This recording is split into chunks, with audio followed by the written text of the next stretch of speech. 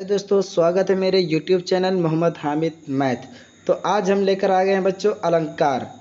हमने रस की वीडियो बनाकर छोड़ दी है, उसे आप मंगा कर देख सकते हैं, डिस्क्रिप्शन बॉक्स में देख सकते हैं। तो आज बच्चों हम अलंकार पढ़ेंगे।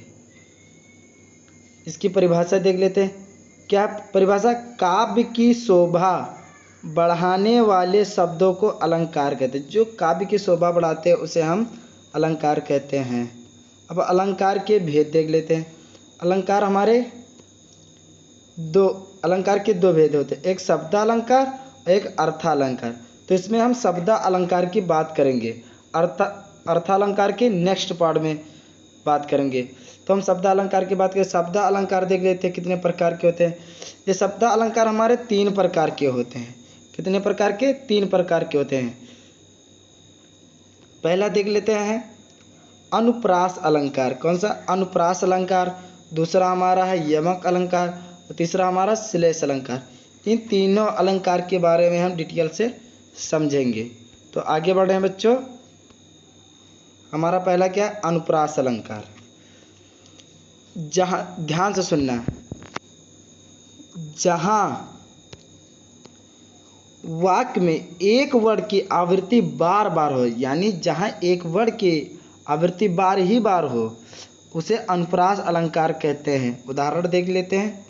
जैसे चंदू के चाचा ने चंदू की चाची को चांदनी की रात में चांदी के चम्मच से 4 चम्मच चटनी चटाई। यानी क्या कहता है? एक शब्द की आवृत्ति बार बार हो। तो यहाँ पर देखिए चाचा की बार बार आवृत्ति हो रही है हमारी, यानी हमारी चाचा की बार बार आवृत्ति हो रही है। तो ऐसे वाक्य को हमारा क्या हो जाएगा? क्या हमारा कौन सा अलंकार हो जाएगा? अनुप्रास अलंकार। तो ये समझ में आ गया बच्चों? उम्मीद है समझ में आ गया। अब नेक्स्ट अलंकार देखेंगे। नेक्स्ट अलंकार है यमक अलंकार। यमक अलंकार भी ध्यान से समझिए। जहाँ पर एक शब्द का प्रयोग बार बार, क्या एक शब्द का प्रयोग बार बार हो और उसके उतने ही अर्थ हो, मतलब एक शब्द का प्रयोग बार बार हो, जितने बार शब्द का प्रयोग हो उसके उतने ही अर्थ निकले, वहाँ पर यमक अलंकार होता है। उदाहरण देख लेते हैं यमक अलंकार का।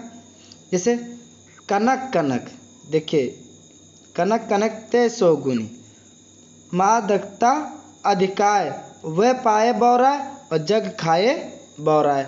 अब देख लेते हैं। जैसे एक शब्द क्या था? 2 कनक है, अब इनके उतने ही अर्थ हो। अब जैसे एक कनक में से होता है सोना, एक धातु होता है, और एक कनक मतलब होता है धतूरा। अगर सोना आदमी पा जाता तो भी बौरा जाता है, अगर धतूरा खा भी लेता है तो भी बौरा जाता है। तो समझ के उम्मीद करता है ये आपको समझ में आ गया होगा। नोट्स बनाते रहना, तो ये आपको समझ में आ गया होगा। नोट्स बनाते रहना, कॉपी पर नोट करते रहना। फिर हम नेक्स्ट पार्ट देखते हैं। तीसरा शब्द अलंकार का हमारा है श्लेष अलंकार। बस शब्द अलंकार के 3 पार्ट हैं। श्लेष अलंकार देखते हैं, इसको भी ध्यान से सुनिए। जहाँ पर एक शब्द की आवृत्ति एक ही बार हो, यानी एक शब्द उसकी आवृत्ति एक ही बार हो, परंतु उसके अर्थ अनेक, यानी एक शब्द हो और उसके अर्थ तमाम हो, अनेक हो, वहाँ पर हमारा क्या होता है? श्लेष अलंकार होता है। उदाहरण देखते हैं। चरण घरत चिंता करत, वत चारिहूँ और सुबरन को खोजत फिरत, कभी व्यभिचारी 4। तो ये हमारा उदाहरण हुआ। अब देखिए सुबरन एक ही बार तो पड़े और अर्थ क्या हो? अनेक हो। सुबरन एक ही बार हमारा पड़ा और इसके अर्थ अनेक है। एक सुबरन में से होता है सोना, एक सुबरन का मतलब क्या होता है? सोना।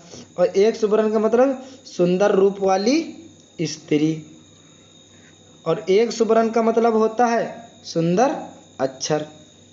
तो ये हमारा शब्द अलंकार के तीनों भाग हमारे कंप्लीट हो गए। तो नेक्स्ट पार्ट में हम अर्थ अलंकार के भाग देखेंगे। तो चैनल को लाइक कीजिए, सब्सक्राइब करें। चल रहे हैं, नेक्स्ट वीडियो में मिलेंगे। Tata bye bye. और एक और ज़रूरी सूचना सुन लीजिए, यदि हमारे चैनल पर नए हैं तो सब्सक्राइब कीजिए और अपने दोस्तों को भी बताइए, शेयर कीजिए और कोई भी डाउट हो तो कमेंट कीजिए। चल रहे हैं, टाटा बाय।